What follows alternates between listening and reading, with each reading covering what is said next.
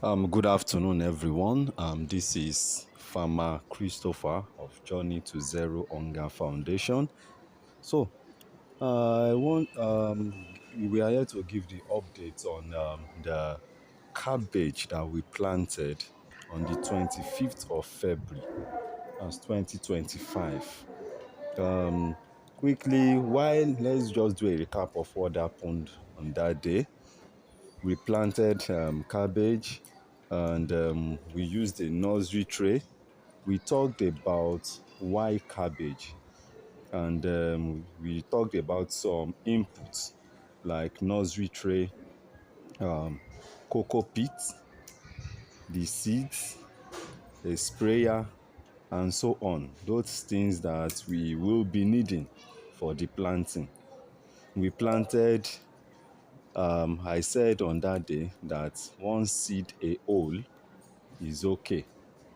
However, I planted more than one because we were trying to maximize space. So today we'll quickly do a recap, an update.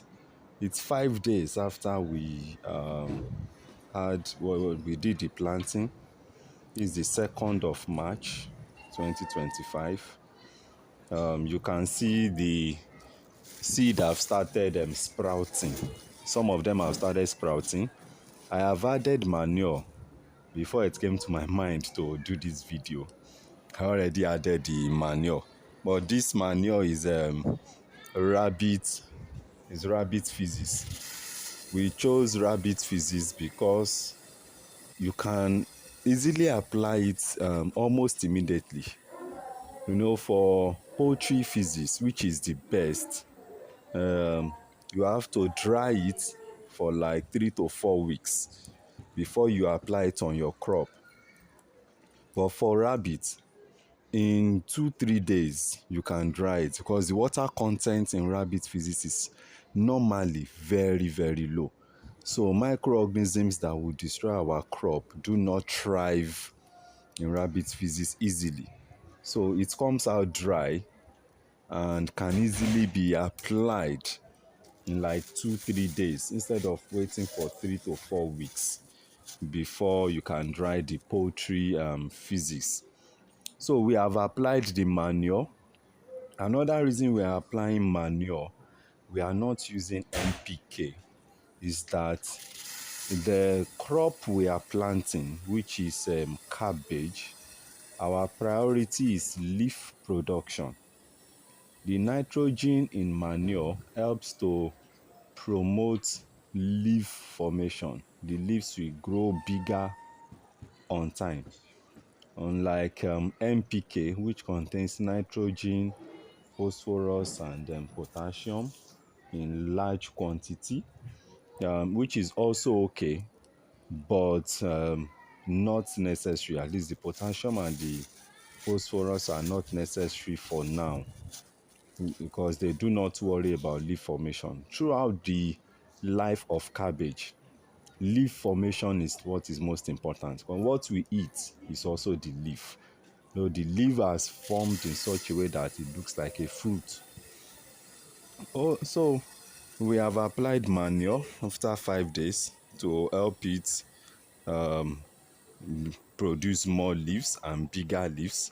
And apart from that, we also want to try to be as organic as possible. Because whenever you are making a leafy vegetable that consumers are likely to eat raw, that means they are not cooking it, they are not frying or doing anything to it, it's better to be organic. So if they were to be, if it was a situation where we had to fry, we can cook, yes, you can use some inorganic a bit. But we prefer on Journey to Zero Hunger, what we promote is organic vegetables that are very healthy and use little or no chemicals, little or no inorganic chemicals. All right, so you can see we're also wetting. Wetting is very, very important. I have told you before, erratic wetting can destroy crops. What do we mean by erratic wetting? Wetting whenever you remember. Normally, wetting should be twice a day. That's before sunrise and after sunset. But because some of us are very busy, today we wet before sunrise, tomorrow after sunset, and we just keep doing it anyhow we like, the plant becomes uncomfortable. The plant cannot plan their schedule because they don't know when you are going to come. They need to prepare for you also. That's physiologically. The plant needs to prepare for your coming, but they don't know. And this makes it difficult for plants to coordinate themselves and grow well. So if you have decided to be wetting before sunrise, stick to before sunrise. If you have decided to be wetting after sunset, stick to that. And if you want to do the two, stick to it. It helps the plant to grow better. It helps the plant to grow better. So you wet lightly because you can see the crops are still very young. We don't want the water to weaken their stem and they find it difficult to stand.